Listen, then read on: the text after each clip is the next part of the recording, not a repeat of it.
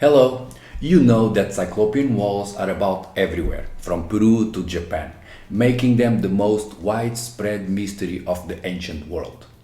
However, some regions like North America or Southeast Asia were not blessed with these wonderful walls, which is tantalizing, since the localized or regional spread of the walls suggests there was a connection between the builders of Cyclopean masonry. Or, alternatively, since absence of proof is not proof of absence, it could also mean that we are yet to find Cyclopean walls on all of those places without them. Further still, as we'll see today, there's the case to be made that a region without Cyclopean walls can reveal a lot about the builders of those same walls elsewhere. Such is the case of the Cyclopean empty quarter.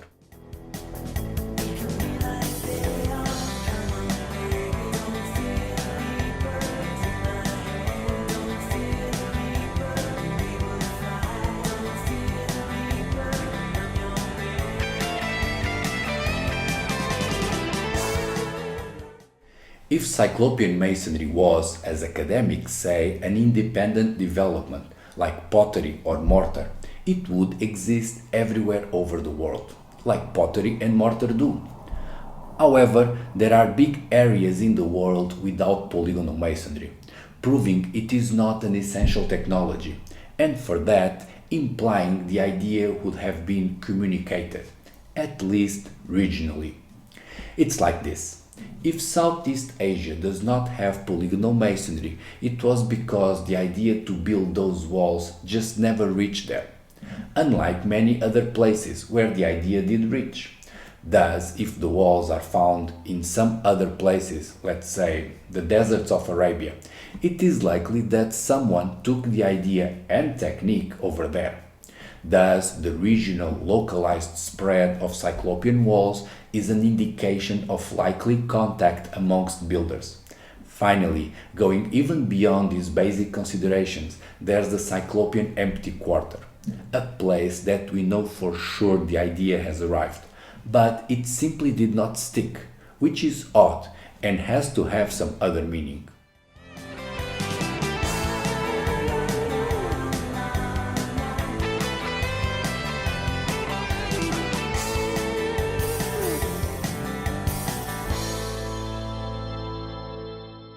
The Cyclopean empty quarter is an area that, despite being one stone thrown away from the most important Cyclopean sites of the ancient world, is an unlikely desert for these same walls.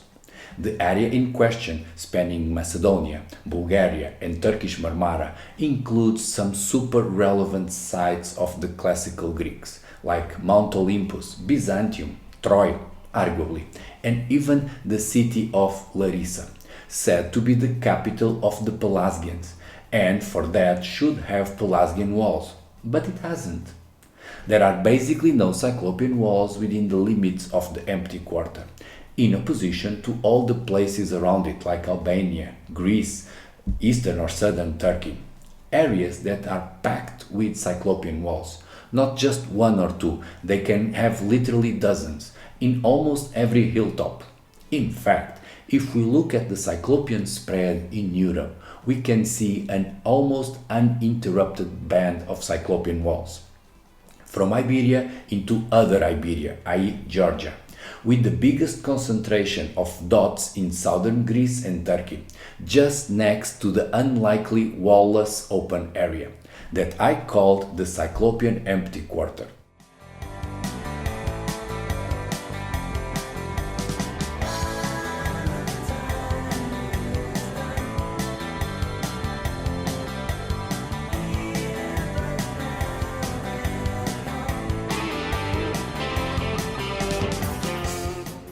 More or less at the edge of the empty quarter, one can find the supposed capital of the Pelasgians, a city named Larissa, which could be a dilemma, because Pelasgian is the name given by the classic Greeks to the pre-Hellenic inhabitants of the area and the builders of Cyclopean walls, often called Pelasgian walls. Thus, if there aren't Pelasgian walls in the hometown of the Pelasgians, we might have to reconsider this whole story.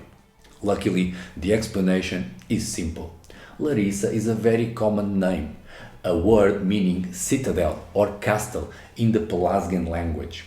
And beyond today's big city on a plain, there are a lot of other Larissas, all of them valid candidates for the Pelasgian capital, with three of those Larissas being extra relevant for still having some Cyclopean or Pelasgian walls.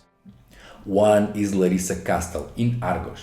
It's a bit a redundant name, Larissa and Castle, but nevertheless the medieval castle was built on top of some fine Cyclopean remains, in typical Cyclopean fashion, where the older construction is the best.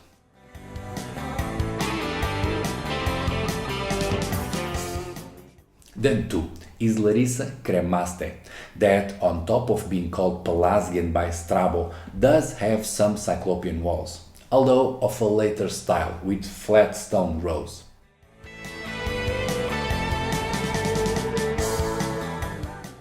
3. Also a Larissa is the Friconisch, adequately fitted with some exquisite Cyclopean walls of multiple styles, sitting bang in the other extreme of the Cyclopean empty quarter.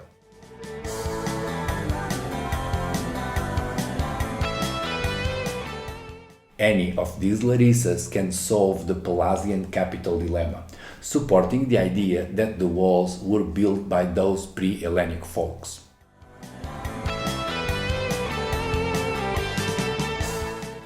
One of those Cyclopean Larissas, the one on the Turkish side, used to be right at the border of the empty quarter, as the last Cyclopean site before the emptiness, but it's no longer there. Well, the city is still there, just the border that moved last year, when a bit of polygonal wall was discovered in the very important site of Pergamon, pushing the boundary of the empty quarter some 50 kilometers north.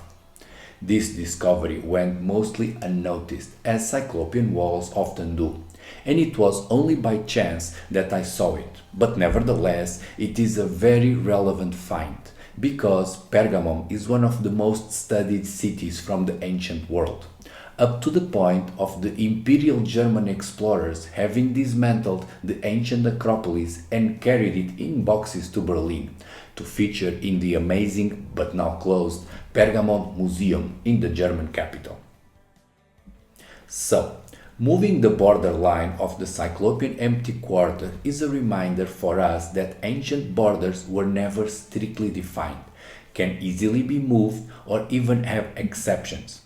In that same line, finding a Cyclopean wall in a city that has been so studied in the past is letting us know that we cannot be definitive about anything from ancient history, since we are only one find away from being proven wrong.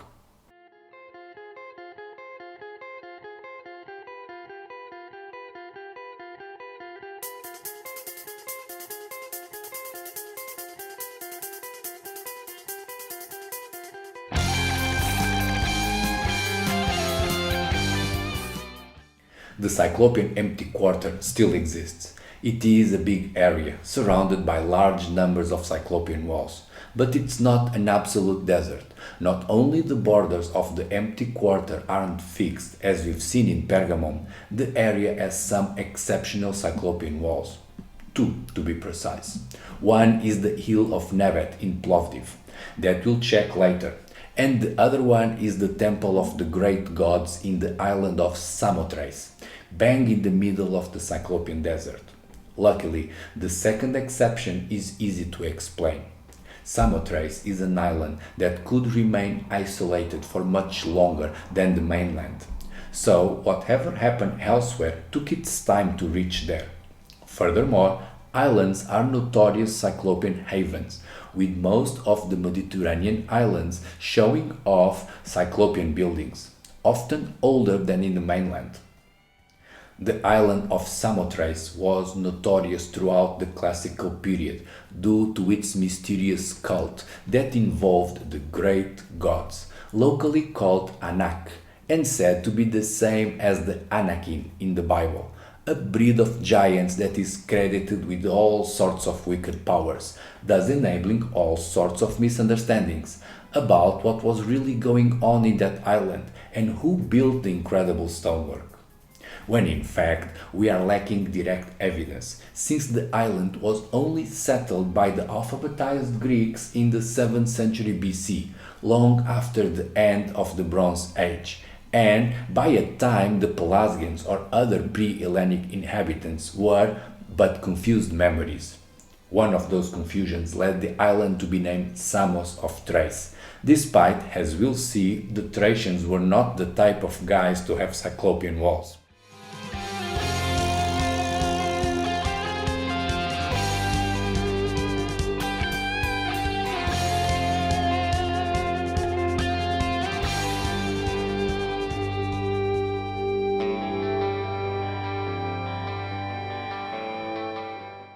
The bulk of the Cyclopean empty quarter would coincide, more or less, with what was for a moment in classical times the kingdom of Thrace, thus offering an easy explanation for the emptiness of Cyclopean walls. It's the Thracians' fault, which is almost the case. The Thracians were an Indo-European people, some chariot-riding brutes that roamed that area in the late Iron Age and Classical period, when the Thracian kingdom established itself as an organized polity, building cities, temples, and stuff, and dealing eye to eye with the Macedonia of Alexander and even the Romans. But before that, in the relevant period of the Bronze Age, it was rougher. The hilltops of Thracia in what is now Bulgaria are packed with krepost, or forts, built allegedly by the Thracian, but with the consistent use of mortar, which is a critical difference, setting them, the Thracian, apart from the Cyclopean builders. There is but one anomaly in the land of Thracia, those aforementioned walls of Nebet Tepe in Plovdiv, but it could easily be the exception to confirm the rule. So, with all this, we better check Thracia properly later on, but before that we need to clear the empty quarter.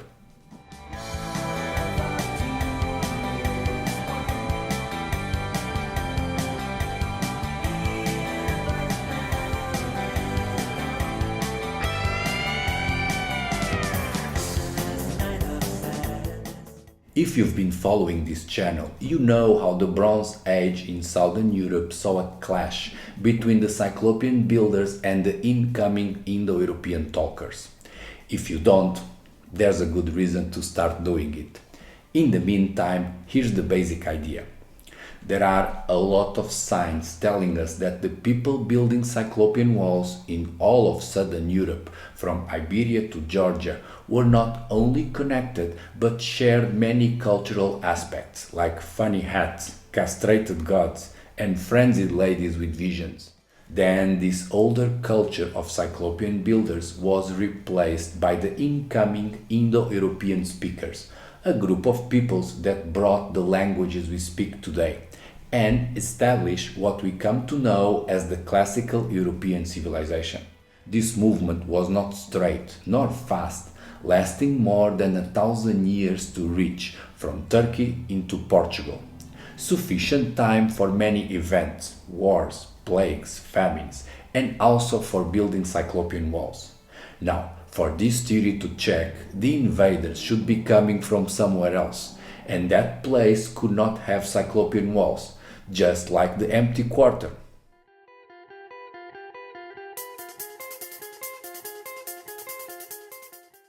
Here's the thing, if the reason the Cyclopean walls in Europe stopped being built was the incoming of another culture, then that invading culture should be coming from a place without Cyclopean walls, and similar cultural characteristics to the supposed invaders.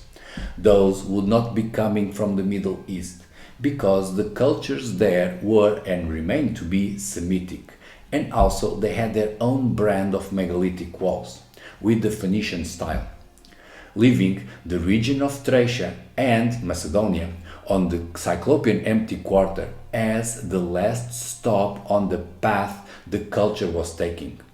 Supporting this idea is that the empty quarter was close enough to Greece and Turkey to have built their own Cyclopean walls, but it didn't, and also that they shared significant Indo-European traces, common to all future non-Cyclopean Europeans. The Thracians, as we know them, being late to the party, might not be the source of that Indo-European expansion, and merely just another link on the chain. However, the people living in the area just before the Thracians were, likely, the source of all incoming Indo-Europeans that replaced the Cyclopean builders. Such is the conclusion of the Cyclopean empty quarter.